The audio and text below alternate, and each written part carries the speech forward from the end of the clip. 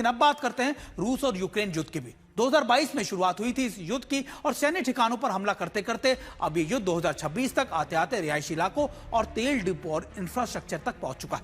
अब नया मोर्चा आर्थिक तौर पर एक दूसरे की कमर तोड़ने का है। यूक्रेन लगातार रूस की तेल और ई कॉमर्स सप्लाई पर वार कर रहा है, जबकि रूस ये धमकी दे रहा है कि वो यूक्रेन की पहले से बर्बाद अर्थव्यवस्था को मिट्टी में मिला देगा। इसको लेकर आपको एक रिपोर्ट दिखाते हैं।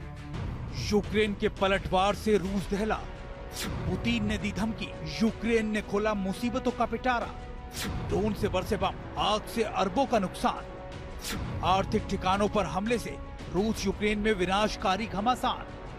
रूस लगातार कीव और आसपास के इलाकों पर कहर बरपा रहा है, तो यूक्रेन बदला लेने के लिए रूस के तेल डिपो और बड़े लॉजिस्टिक सेंटरों पर ड्रोन के जरिए तबाह करने पर उन्हें तुला हुआ है। एक दिन पहले ही रूस ने यूक्रेन के कीवी रीग में एक शॉपिंग सेंटर पर बम बरसाए थे, जिसमें 15 से ज्यादा लोग मारे गए और 130 से ज्यादा लोग घायल हो गए थे। इधर यूक्रेन ने सैन्य ठिकानों के साथ साथ उन प्लांट्स पर हमले तेज कर दिए हैं जो रूस की अर्थव्यवस्था के लिए मजबूत माने जाते हैं। पहले यूक्रेन ने रूस की ऑयल रिफाइनरी को नुकसान पहुंचाकर उसकी सप्लाई चेन को तोड़ दिया। अब वाइल्ड बेरीज से लेकर ओजोन तक उसकी एयर स्ट्राइक से तबाह हो रहे हैं। इस बार उसके निशाने पर समारा ओब्लास्ट है, जिसमें 1,35,000 वर्ग मीटर से फैला ओजोन लॉजिस्टिक हब है। ड्रोन से हुए हमले के फौरन बाद यहाँ अब एक के बाद एक धमाके होने लगे हैं। पूरे परिसर में भयानक आग लग गई है। वाइल्ड बेरीज और ओजोन रूस की ऑनलाइन शॉपिंग के 77% हिस्से को साझा करते हैं। जाहिर है इन पर हो रहे लगातार हमलों को रूस किसी भी कीमत पर बर्दाश्त नहीं करेगा। अब पुतिन ने भी चुप्पी तोड़ी है और यूक्रेन को इसके गंभीर नतीजे भुगतने की चेतावनी दी है।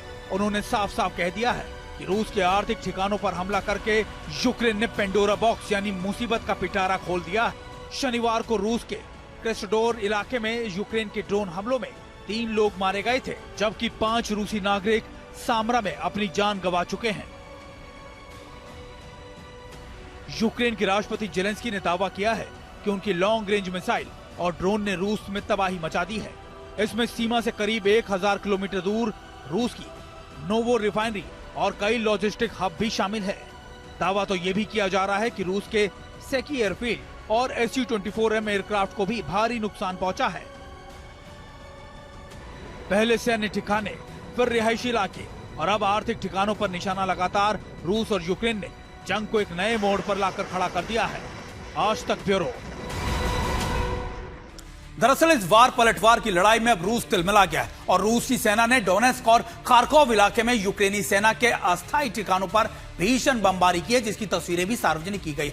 रूस ने इसकी तस्वीरें जारी करते हुए कहा कि जानकारी दी है कि उसने बमबारी में F-500 और फैब 1500 बमों का इस्तेमाल किया है और इससे भारी तबाही की तस्वीरें भी देखी जा सकती हैं। दरअसल अब रूस यूक्रेन के इंफ्रास्ट्रक्चर को बर्बाद करना चाहता है